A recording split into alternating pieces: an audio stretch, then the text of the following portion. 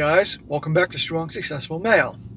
So for today, I'm going to go to an email that was sent from a subscriber. This other guy sounds like he's probably in his mid to upper 60s, I guess. And he shares his story, which starts back in 1977, so we're talking a long freaking time ago, about how he, when he was late teens, then going into his 20s, handled a situation in a way that he was able to help out his buddy. Help out his buddy get rid of a cheating girlfriend, as well as get even with the local Chad at the same time.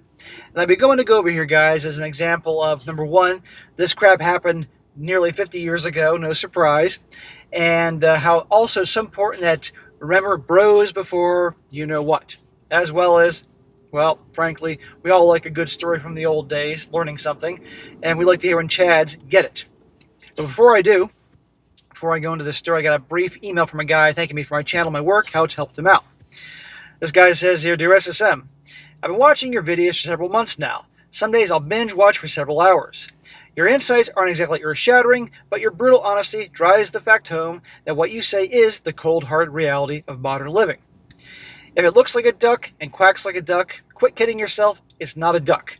This is something that a lot of people need to realize. What I want to say to you is simply that you've helped me to shed the delusions that all is not what it seems, and that there must be a rational explanation that I was holding to and ruminating over the decades when it comes to failed relationships and even friendships that went south.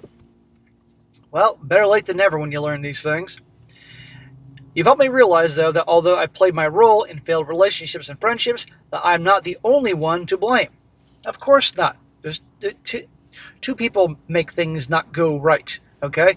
But it's always, the picture's always painted as always the guy's fault that things go wrong. It's bullshit. You've also helped me to find inner strength that I needed to stop believing that I don't deserve a life to be proud of and to be happy within my own skin. Everybody deserves to be happy, guys. But you have to take it. You have to take your part and do your part to make yourself happy. Most importantly, you've helped me realize that as a 53-year-old male, my life is not over, like I had believed until a few months ago. I've been in a dark place for a long time. For this, I'm eternally grateful. I'm not ready to submit my story just yet, as I'm certain that I'll get a virtual concussion from all the smacks that I'll get. They won't be any more than I've given myself, though. Perhaps I'll write it down one day, as it could possibly help someone else as a cautionary tale. Thank you for all you do. You can call me Roy, like Bruce Willis in Die Hard." Okay, Roy.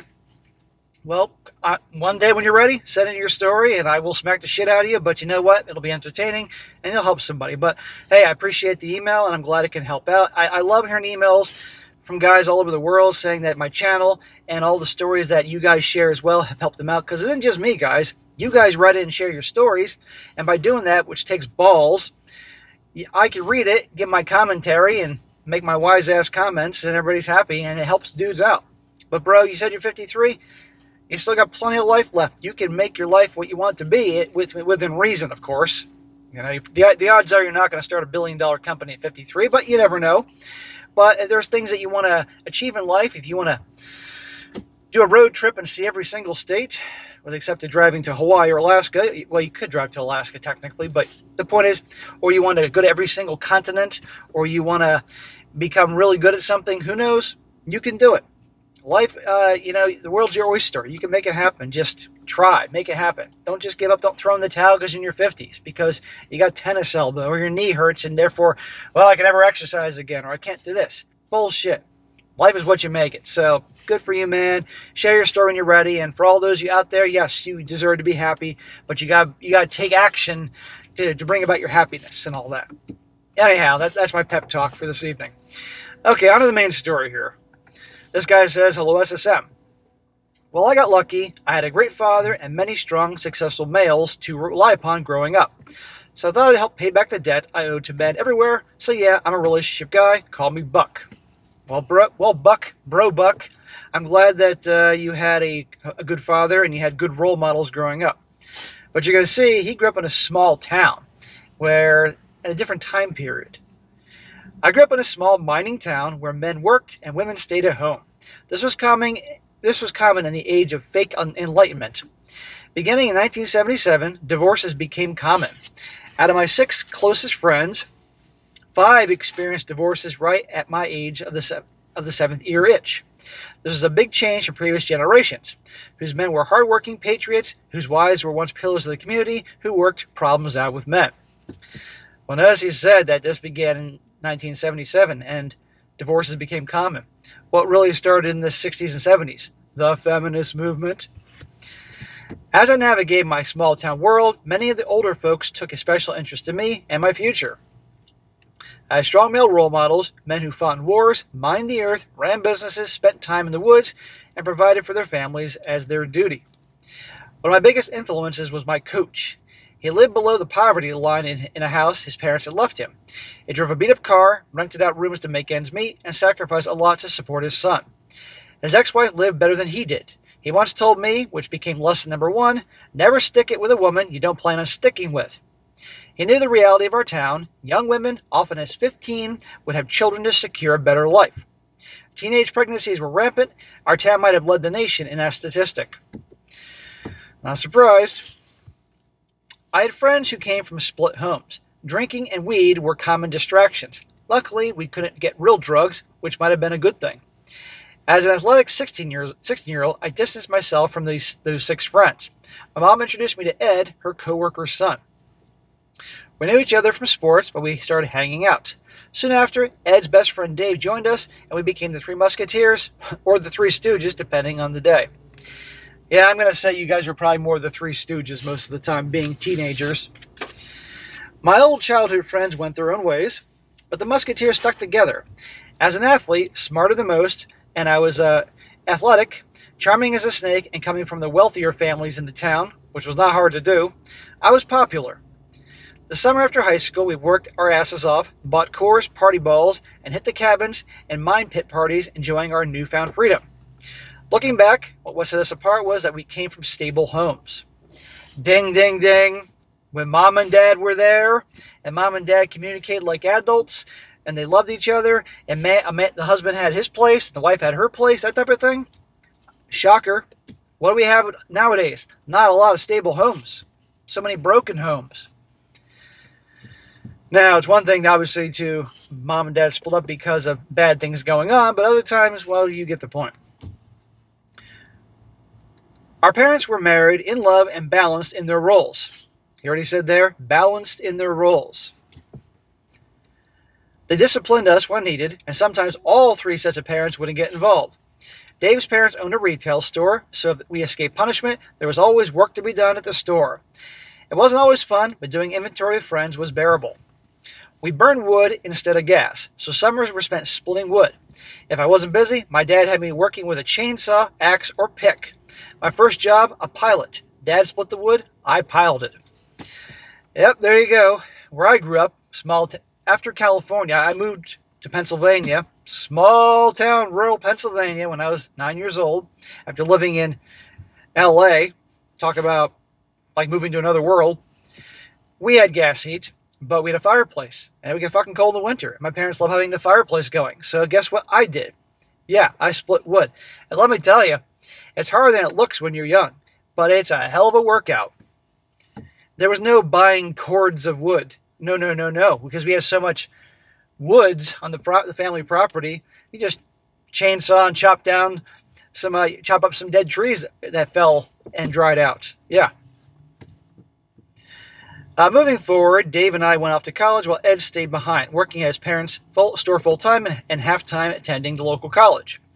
Before I left, being warned about the community, my Planned Parenthood nurse friend handed me over 200 condoms as a going-away present. Though I wasn't a Chad, I earned a bit of a reputation. Let's call it Chad Light. But let's be honest, I have a future. I was a mating call that many women couldn't resist. Okay, so you said you came from a good family. You obviously, you weren't rich, but you certainly weren't poor. You're a good-looking guy, an athlete, had friends. So yeah, you were a catch to them. Because through guys like you, they could better their lives. As I was having fun in college, Ed dated several women. He was a hard worker with a large apartment above his family store. Many women were drawn to him, hoping to become the Mrs. Ed and live off his income. Remember, guys, this is 40 plus years ago, same fucking thing. Eventually, Ed got serious with a woman from our high school who had a reputation for being a resource seeker. Translation, gold digger. Those are the type you don't get involved with. But those are also the type that are masters at deception and manipulation and flaunting their bodies to unsuspecting guys. She had Ed pee-whipped, using him as a piggy bank. Well, smack to Ed. I came home for a weekend, and one night while we were drinking at a bar, a beautiful woman was all over me as soon as we arrived. I flirted with her, and she wanted me to take her to a more romantic spot across the street. Naturally, Ed and I walked over, and once she ghosted me. I asked her what was up. She said she was into Ed and had used me to lure him. That was the moment I learned lesson number 2. Women can manipulate you if you let them. Yep. God gave us 2 brains, but unfortunately blood only goes to one at a time. Needless to say, Ed was whipped, so I declined the offer. Later that summer, I connected with a guy named Insane. Okay, that's like his nickname, Insane. A true Chad. He owned a business and played in a band. We'd hang out occasionally, and he admired how I dance with and charm every girl in the bar. I had a knack for focusing on the hottest girl's friend, the one forced to go out, and getting her number. Nothing better than making the hot girl insecure. Yeah, that trick works. You got the hot girl all the guys are looking at, and you got her friend or friends there. Probably either are not good looking or not bad looking, but not as hot as her. Go to them.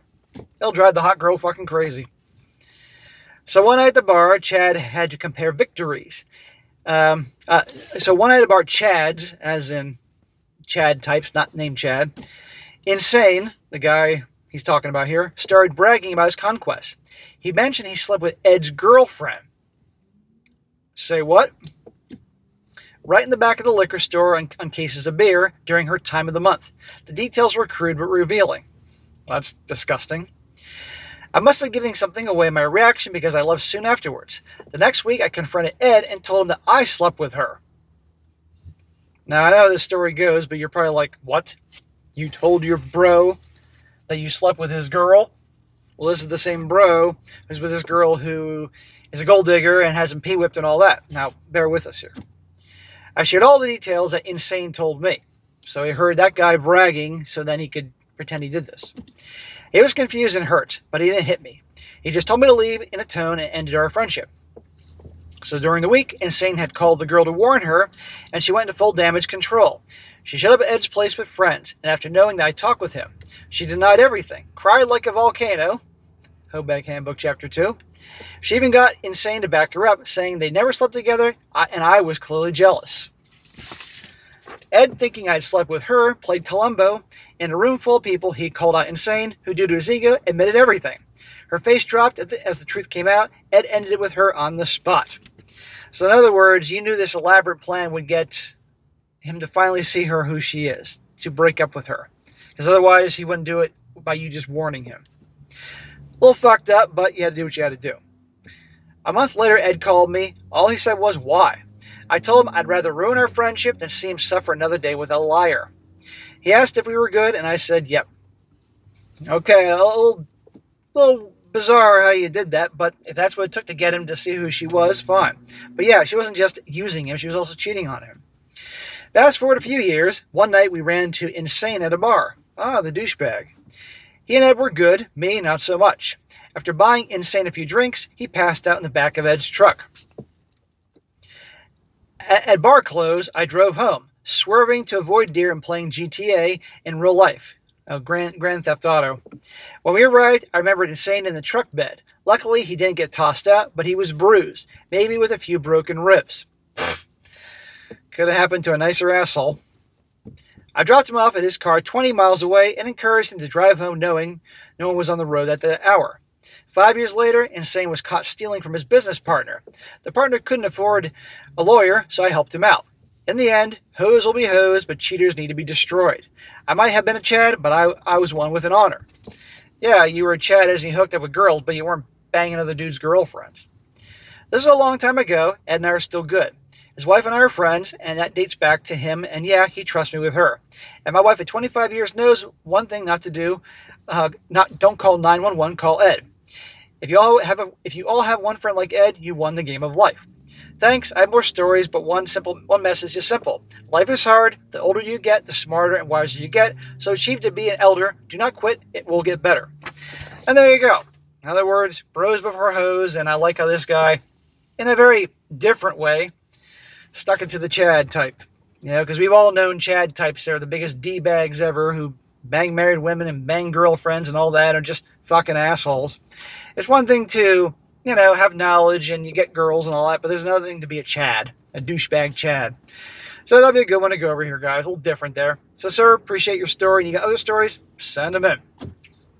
All right, guys, that's it for today. Be sure to comment down below. Let me know what you think about this. Be sure to like the video, share it with your friends, and subscribe. I'll catch you next time.